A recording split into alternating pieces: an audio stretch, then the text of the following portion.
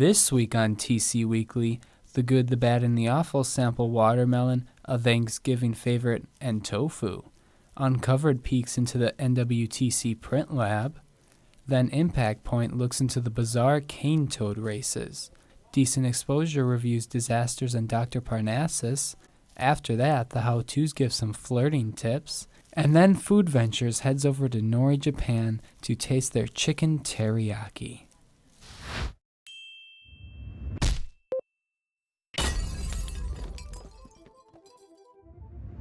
Welcome to the good, the bad, and the awful. My name's Torin Gotterstead. And I am Perry Lee. And I'm dancing.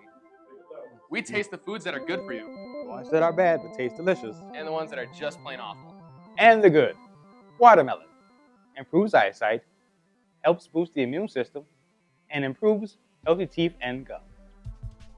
Melon.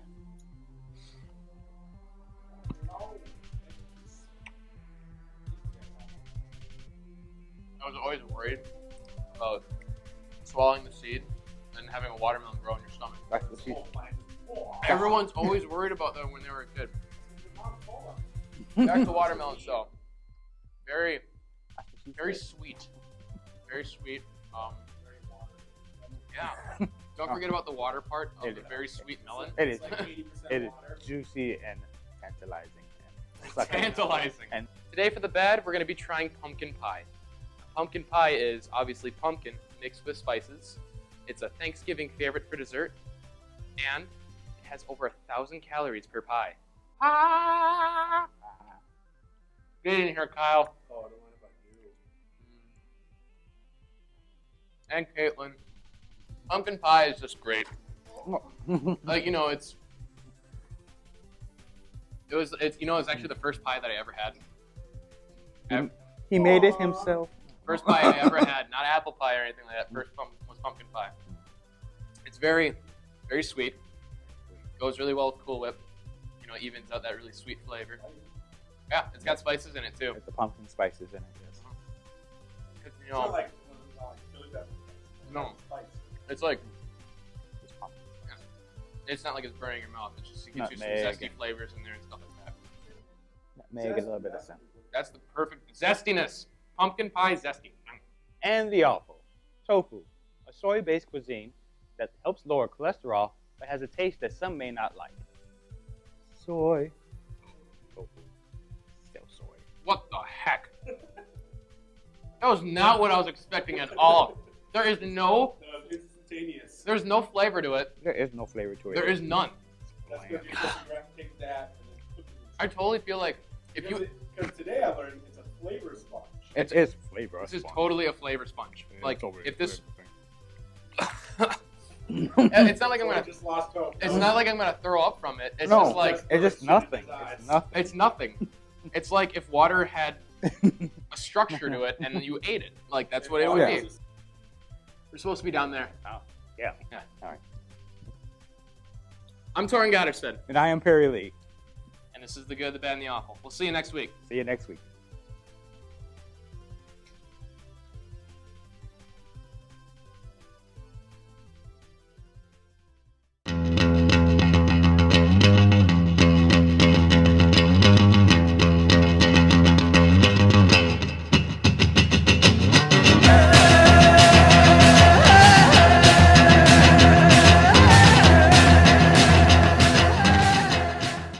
Welcome to this week's episode of Uncovered. This week we're talking to Aaron and Beth, Printing Services Manager. My name is Aaron Beth. I'm the Printing Services Manager. Been here almost a year and a half. We have a design classroom next door, which has all of the Macintosh workstations. The students will set up their graphics on those workstations, and then what they're going to do is put them or push them to the particular printer that they're trying to output on, whether it's going to be the digital press, some of the wide format machines, or even some of the t-shirt applications that we have as well. The main program that uses is the print technology program in collaboration with some of the other design programs. This teaches students the output devices that they would use in the industry, whether it's through digital printing or some other aspect of it. A lot of the wide format posters, the big banner stands you see around college, those all come from this lab. A lot of the marketing pieces that you get in the mail all are run on this press right here. a lot of our brochures and different communications that we still use via print are all run in this room. What we have are some wide format machines for wide format printing. Some of those have capabilities to be wrapped on cars or different displays. We also have a brand new HP Indigo digital press that we just implemented over the summer. While we have our instructors, we have two instructors that do a lot of the instructional courses and things like that. Then we have a team of 6 in the internal print department that uses the lab. We have 2 press operators who have been trained on the press, so they'll do a lot of their work on it. What this is it's a reverse osmosis humidification system, and what it's used for is to keep the instruments and some of the print heads and the electronics of the different printers we have in here stable. Too much humidity is a bad thing, too little humidity is also a bad thing, so we use this system to balance it out. Any type of, I'll call it extracurricular printing, or if a student or an organization comes to us, generally what we like to do is just kind of take a look at it and see the quantity. We don't like run large quantity items for other organizations outside the college. We want to make sure that our local partners, even some of the other companies that hire our students, are still getting that work, and we're keeping a good relationship with them. We have done some things for students every now and then that have come in, but what we like to do is have them work with an instructor or even a student club that's sponsored by NWTC to get that work done. But if they work with a student club or an instructor or advisor, sometimes we can help them out. Last week we asked, what's behind this door? What's behind SC302? We find a janitor's closet and another door. And behind that door, we find a furnace room. Next week, we find out what's behind this door. Is it a storage room, a classroom, or an office? Check back next week to find out what's behind this door, along with another behind-the-scenes look at NWTC. This has been Uncovered.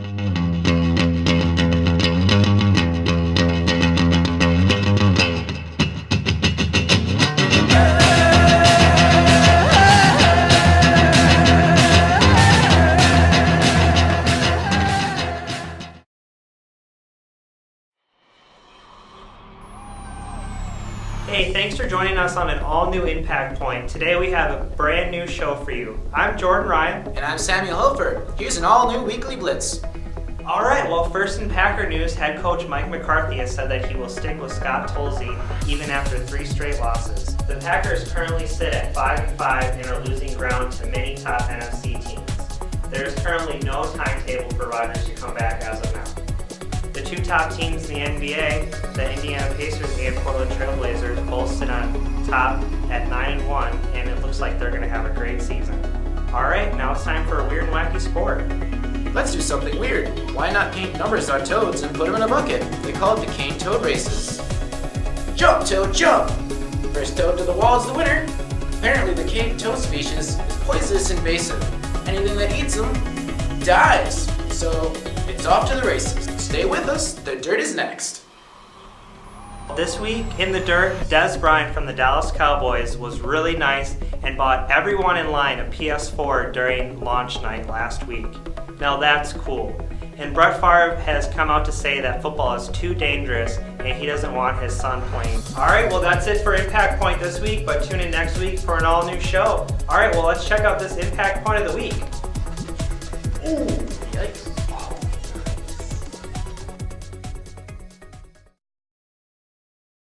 Welcome to Decent Exposure, where today we talk about imagination. And the apocalypse. Watermelon!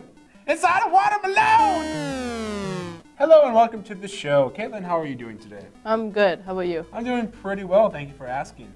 So what's the movie you bring for us today? My movie was It's a Disaster. It's a disaster. Yeah, it's a bunch of these friends who are all couples, and every so often they get together for couples brunch. And this couples brunch, they find themselves in an end-of-the-world situation. Okay, Yeah. like all brunches tend to lead to is Yeah. apocalyptic times, so. It's a good movie. Yeah? But I wouldn't watch it again. No? No. So, are you saying it's a rent? It's a rent. Okay, it's a rent. You heard it here first, folks. It's a rent. All right. My movie is The Imaginarium of Doctor Parnassus. Okay, this is Heath Ledger's last film, and it stars Heath Ledger, obviously, but the main character is Dr. P. We'll call him Dr. P for short just because his name is kind of confusing. But basically, he is this immortal monk who's lived for thousands of years, and then he falls in love. So what he does is he strikes a deal with the devil and says, I want to be young again. So he trades in his immortality for youth, falls in love, and he says, okay, you can have my son or daughter when they're 16. And so the time's coming, and he's like, oh, I don't want to give my daughter up, you know? I wouldn't want to give my daughter or son up. So he's like, I'll make you a new deal. First to 5 souls wins devil, or Mr. Nick as they call him. So the whole movie is based around that, how the devil and Dr. P are fighting for souls in Dr. P's Imaginarium. I give it a rent. It's a good movie, but it's definitely not one that I would want to see over and over again. It does have a nostalgic value to it because of Heath Ledger's last movie. So if you're a Heath Ledger fan, I would recommend getting it, adding to the collection. But otherwise, it's a rent for me. Check it out, The Imaginarium of Dr. Parnassus. This week for music, my band was Hit the Lights. Not to be confused with Selena Gomez. No, when you search for them, you have to put band in. Otherwise, all you get is Selena Gomez. That's no bueno. No. They're a pop punk band, and so they have high energy, lots of attitude. Nice. So they're really dancing really on catchy. stage. Okay. And this is the thing about them is most like pop punk bands that are coming out now lack the attitude, and I'm like, how can you like be in any genre that says punk in it if you don't have any attitude? Exactly. Yeah. You know, you got to have that edge to it if you're going to put punk anywhere near your genre title. So anyways, check them out, Hit the Lights. They're pretty cool. All right, my band is a Wisconsin local band. They're from Milwaukee. They're called Misery Signals. They're pretty good. They're a metal band. They're pretty technical is the term that people use for them. Their guitar riffs are pretty intricate, pretty confusing to people that don't really understand music theory too well. But overall, a great band that has an amazing sound. Check them out, Misery Signals. Well, that's all the time we have for today. Thank you so much for tuning in today, ripping your eyes off that old TV and watching us on the internet. We greatly appreciate it. If you could go to decentexposure3@gmail.com and email us any suggestions you have for musicians, bands, movies that you want us to expose, that'd be greatly appreciated. We're a little bit lonely, and we're getting sick and tired of coming up with our own stuff. So we want to hear from you guys. And also, check out our friends at Roll Music on freemusicarchive.org. They provided all the music for today. They're a wonderful group of guys. You should check them out. Anyways, please have a good life, everyone. It would mean a lot to me. And you've just been exposed.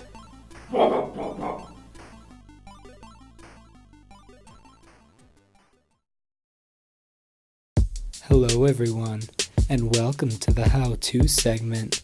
This week we will be teaching you how to pick up guys or chicks at school. Bow chicka wow wow. Please note, all film scenarios are real, and permission was granted by the subjects afterwards. Hey, so I lost my number. Can I have yours? Is this for a class? Oh wait, hey, I'm a little lost. Could you help me? I need directions. To where? To your heart. I'm actually already dating one of your friends. You might know him. One of my friends. Ooh, They're calling us a Jesse. that one out there. Alright. Sorry. I see how it is. Do you know CPR? What's that? Do you know CPR? Yeah. You took my breath away.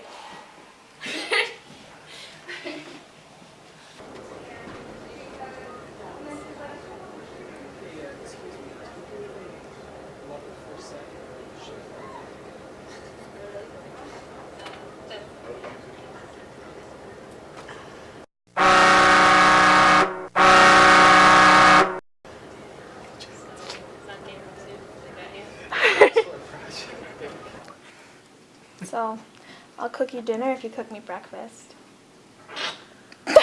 She's setting you up. What? She's setting me up.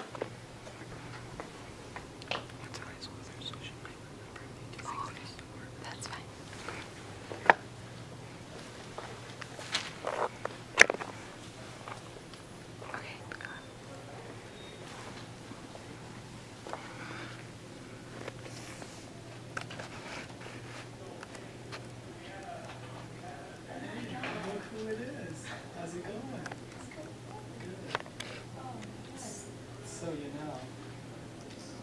do have big hands and big feet. Just saying.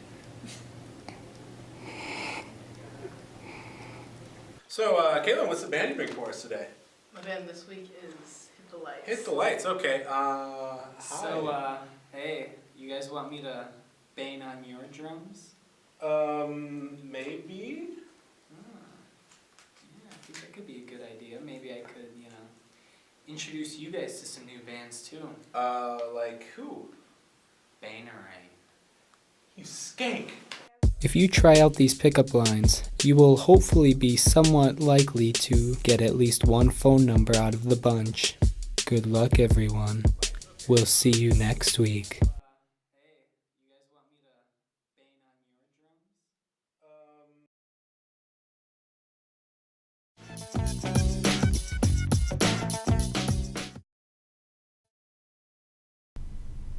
This week on Food Adventures, we decided to venture on over to Nori Japan, which is located in the Bay Park Mall, on the corner when you walk in to the food court. We sampled chicken teriyaki for $5.49 with steamed vegetables and rice. And also we had crab ragoon, sweet and sour sauce, and egg roll, what is called maki roll, which is a Japanese word, which has a pizza-like consistency with a coleslaw taste, lot of cabbage and carrot, and a nice flavor. Teriyaki chicken tasted very sweet, and the proportion was good for lunch, which they feature for $5.49. Crab ragoon was a little bit more expensive. It was about $2. And then we had the maki roll, which was about another $1.25. So a total lunch for about $8. It's recommended for NWTC students because of its great value, and located not too far off of Oneida Street in Green Bay. Definitely, this would be a place I would recommend for families and friends of people at NWTC, which is conveniently located in the Bay Park Mall, with hours of 10 to 10, Monday through Friday. Very friendly establishment. So this does it for the last podcasts for Food Adventures. We hope to see you next week when we'll be able to find another rare and exquisite find in the Green Bay area.